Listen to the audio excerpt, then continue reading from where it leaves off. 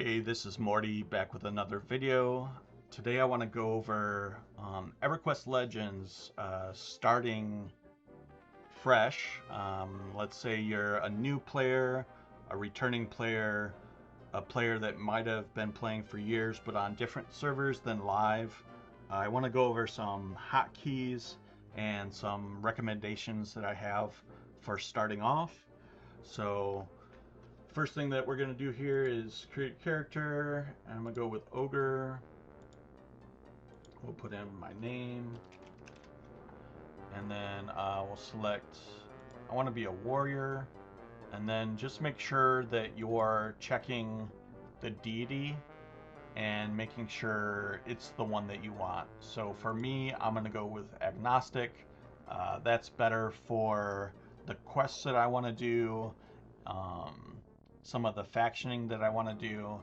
So that's why I'm going with agnostic here. Make sure that you have tutorial selected. And then the secondary class that I recommend you choose is magician. And we'll go over that in a second on why. So we got the name, deity, classes selected, hit enter world. The first time you create a character, it does take a little time to load. One of the ways that you can improve your loading times when zoning is to make an exception for your Windows security, and then make it so that Everquest can go through your firewall. So there's a lot of videos out there already on it. You can just Google it. It's really easy to obtain information on how to do those two things. I made a file exception for the whole Daybreak folder, and I made a file exception for the Everquest game. So you're going to start out here. I'm going to switch off the main chat so that people don't say stuff that you shouldn't be seeing. And then if you turn over here, it says, you know, basic movement. And if you hit Alt-O, go to controls. This is how you can rearrange your movement for however it works for you. And then there's a whole bunch of other things that you can set up in here. So what I want to go over today is a couple of the hotkeys that'll be helpful for you. The first one is going to be Alt-B, and that's going to bring up your spell effects and buffs. The second one is Alt-E for songs. Like I said, you guys don't need to do all these. These are just some of the most common ones that I like to do, that I see a lot of other people do. If you hit Alt-D,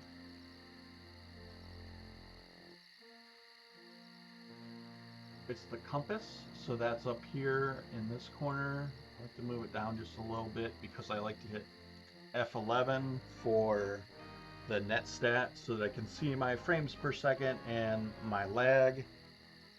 The next one is Ctrl K, and that's for your key rings. This will be helpful later on, not helpful in the beginning, but I wanted to make sure that I mention that.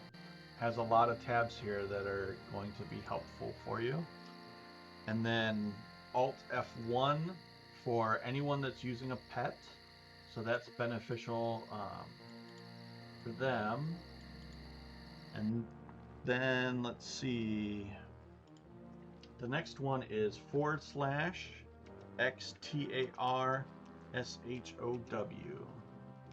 So that's going to be your extended target window.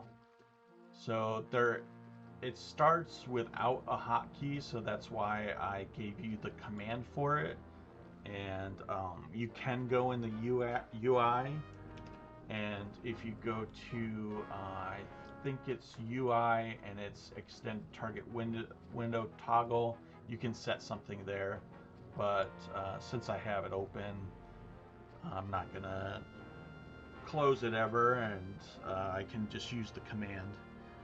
So the next one that's going to be very helpful for you, especially if you forget and your auto-looting items, which auto-looting can be okay, auto-selling can be okay, but just make sure that you know if early on you might need that null tooth instead of auto-selling.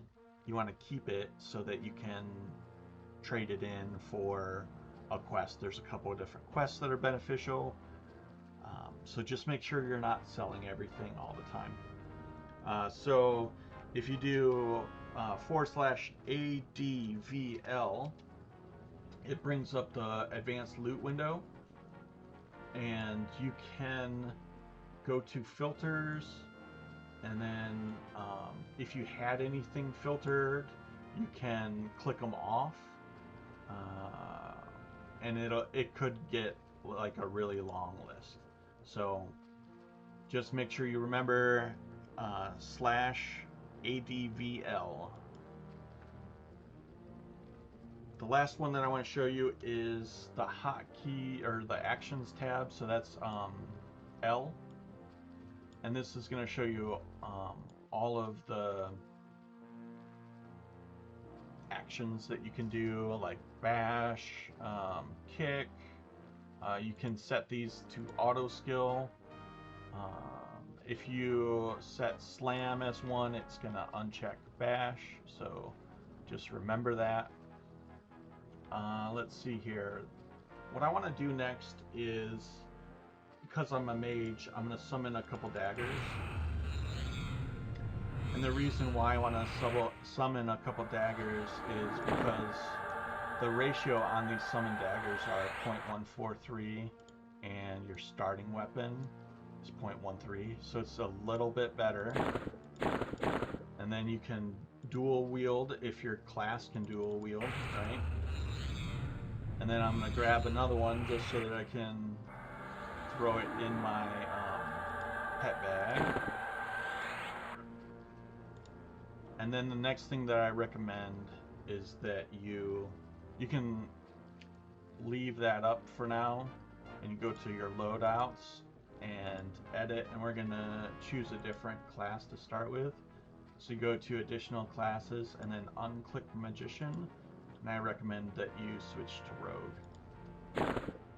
So that's going to change some of your stances there, some of the options that are available for you. It's going to allow us to select backstab. Balanced stance is defaulted for you. You can use that, but if you unclick it and click, say, like a different stance, you can see all the stances highlight. And here in this category, you can see whether or not it's attack, an alternate advance, a stance, or an invocation. You can also select category here and filter that way. So what I recommend you do now is you go and find, I'm going to just go with alphabetical, and I'm going to find sneak. I recommend putting sneak on your bar and starting practicing sneak early, because you can use that to, say, like, go to the xtar city and buy some starting spells. So then I think I'm gonna find my defensive stance and put that on my hotbar. And then the other one that I recommend that you use is this unyielding invocation.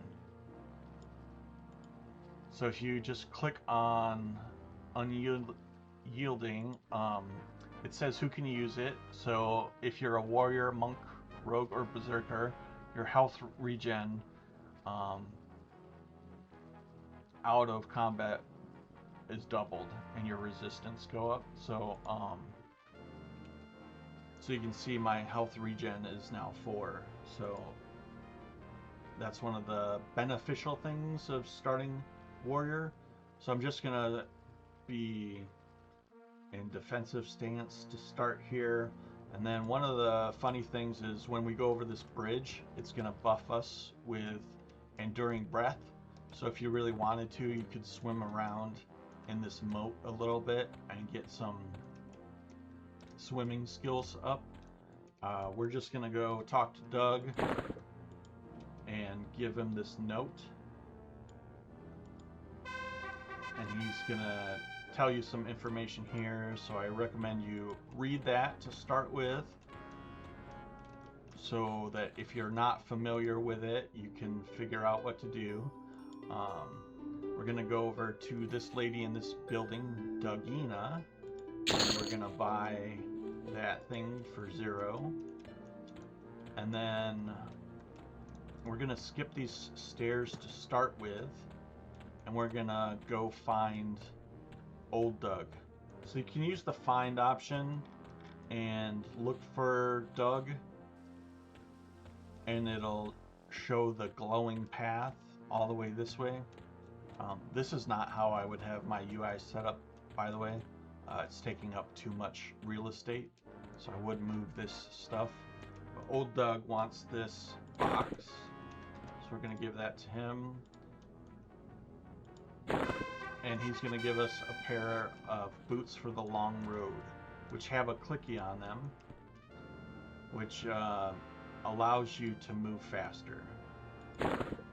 So you can equip that to your feet and then use it, and you get this little buff that allows you to go faster. We're going to go up these stairs, and then we're going to come over here and kill a couple of these guys.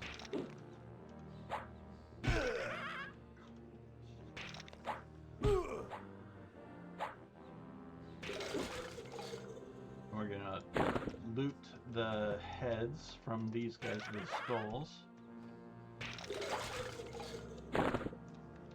So I'm just going to kill 2 of each, because if I kill the third... Actually, no, I need to kill the third guy for, I think, leveling up.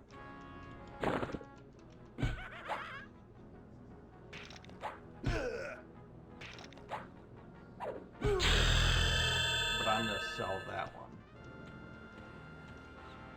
So what I recommend you do here is he just wants a fragile skull and a rambunctious skull.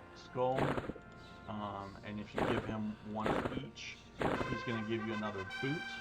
And this is going to tell you that you can, like, right click and hold on that and bring up this window, and then you can drag that boot in here and merge to make it a +1.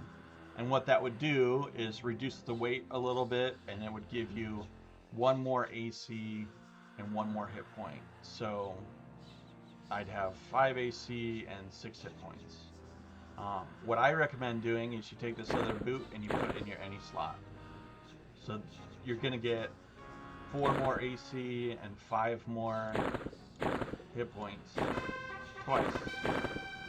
So instead of just getting 1 of each, you're going to get 8 AC and 10 hit points by doing that. Okay.